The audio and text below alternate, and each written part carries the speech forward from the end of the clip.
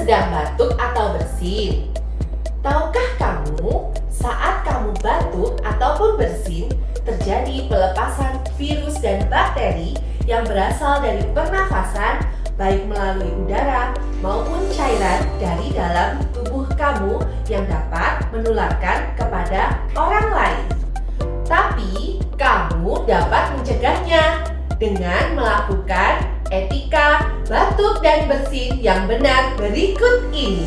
Saat kamu batuk ataupun bersin, jangan lupa untuk selalu menggunakan tisu ataupun sabun tangan untuk menutupi hidung dan mulut kamu.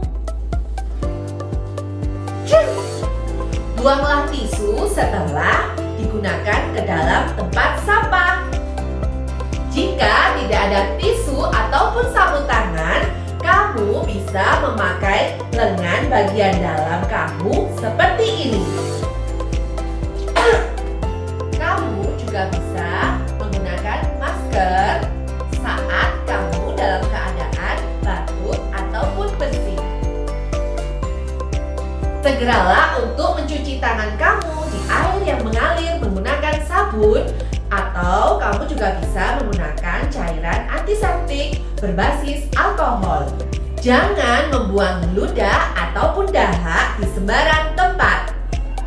Dengan menjalankan etika batuk dan bersin, maka kamu ikut membantu mengendalikan infeksi di sekitar kita.